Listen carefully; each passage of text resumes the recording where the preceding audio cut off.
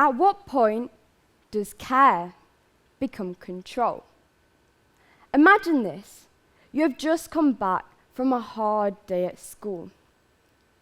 Listen, stop wasting your time. Look at them. Why are you not like them? You should be concentrating on your A levels. We care about you, and we know what's best for you. We know we look after you well, and we know that we do everything to ensure that you don't fail. You are the second parent for your siblings. You can't be selfish. Family must come first. And by not doing well in these exams, think about how they will see you. You will be a failure. No. What we want to hear during a hard time are words of encouragement. Take your time. You don't need to compare yourself. Focus on you at your own pace. Mistakes mean that you learn, not fail, unless you choose to never rise again. And you're a fab older sis, but remember that your goals matter too. Put yourself first. These exams are no more important than your well-being. We'll always be here to support you, but it is important that you remember that we are still here. You should never think that you're a failure. You're still growing, and that's what matters. Helicopter parents are commonly known to be overprotective and are overly engaged with their children, along with frequently micromanaging their activities. You could say, hovering. There is this intense yearning to provide a different childhood experience from their own. These parents tend to pay close attention to their children's life in order to prevent the cost of regret and pain. Now let's break it up. What were the differences between the two parents? What did you hear? How did it make you feel? One might have made you feel newly motivated, yet the other could have made you feel more stressed out. But the reality is that your parents made certain verbal choices to make you think in a certain manner, which you can do too. Anyone can do this. Let's face it, as a Sri Lankan, our parents have a clear Google Maps for us.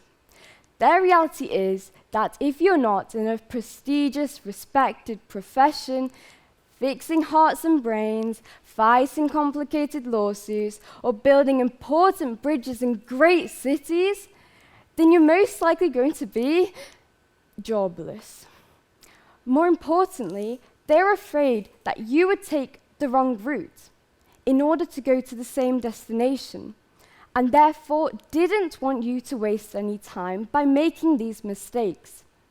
The point is that there is this intense pressure felt by children to excel academically in order to uphold family reputation. If you really want to know how to be the perfect brown daughter, then just follow these 3 A's: accountability, appearance, and altruism. Accountability, because we are expected to be accountable to accept everything. And I mean everything. Appearance, now we don't want to ruin that perfect image that relatives have of me, do we? Then finally, altruism. Just be selfless, no matter what others put you through. Thishani, you must be friends with them. Although I knew that my parents had the best intentions for me, I came to the realization that the way I was raised left me with significant questions about who I am and who I wanted to be. They wanted to prevent me from failing, but in doing so, they also hindered my growth. I'm grateful for their love, but I firmly believe that sometimes being cared for too much can make it difficult to respect yourself. And that realization did not come from blame. It came from recognition. and recognition I've learned guided me into discovering my own strengths. I want to be real with you. At some point in your life, you will hit a low, low, low point. And you may hope that exams are your biggest concern. But trust me, it's only getting started. Words are powerful, and it really matters from those who chose to have us. Thishani, do it for me. A private struggle of mine includes self-doubt and a lack of resilience. This includes the awareness of admitting that although my parents provided me with that comfort, it also became the cage that I had to discover to break out of. I found it significantly hard to set boundaries within the relationships that I had with others. I had this desire to constantly please others. I always struggled to say no. But really, I felt the need to always make those happy around me, even if it meant to take the blame. But, hang on, what about me? Thishani, you are enough. Parents sometimes make mistakes, and you should think about what you want out of your own lives, rather than living your parents' dreams. At a young age, it is occasionally difficult to look at parents through a new and different lens. Despite it coming from a place of affection, their long-lasting effects have hindered my self-growth. And this adversity isn't only about difficulty or challenges. It can also come from misguided care. I then came to the conclusion that if I don't stand up for myself, then who will? Who should I expect? Despite the derogatory manner that helicopter parents appear to be, I've managed to find ways to grow stronger from it. I've discovered to view both sides. Yes, my parents have hovered, but they did hover out of affection. They wanted me to have the things that they had never experienced. Safety, but more importantly, support. That kind of comfort gave me the strength to grow.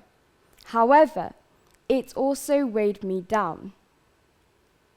Having a deep conversation with my mum felt so intense in the first instance. Not just as a safe space, but where I could vomit all of my thoughts out. She told me to perceive her not just as a mother, but also as a close friend. And something changed, you know? It felt slightly uneasy. But for the first time, I started sharing the odd interactions that drove me, let's just say, crazy. But really, for the first time in 11 years, I began sharing the real things, the things that mattered to me as an individual. My fears, my aspirations, and the choices that I still didn't have figured out, nor needed to for the time being. But those conversations weren't about her fixing my problems anymore. They were about her understanding me as I learned to face them by myself. And I'm proud to say that as a brown woman, I've grown as I've learned to view my parents differently. And I love them so much more. And that's the beauty of shift. It was positive. Things have been redefined. My eyes were finally opened that having a voice and balance can be attainable. Thishani, I'm proud of you. I wish to have children of my own one day. And although I'll be waiting for that day, I don't want to repeat the same morals. And this isn't out of bitterness, but out of understanding their effects. I want to assist them, not guard them. I want to support them, not cage them. I would like to say, I love you. You speak, and I'll listen.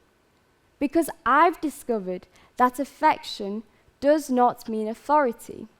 It means trust. trusting them to fall, trusting them to stumble, but then trusting them to rise again.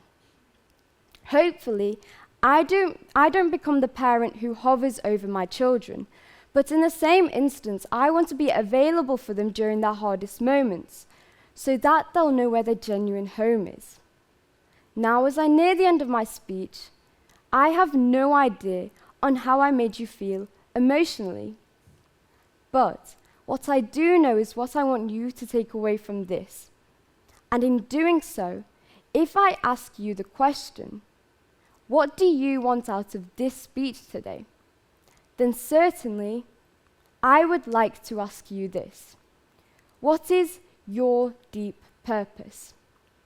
If adversity has assisted us, then how do you now choose to grow stronger from it? Thank you.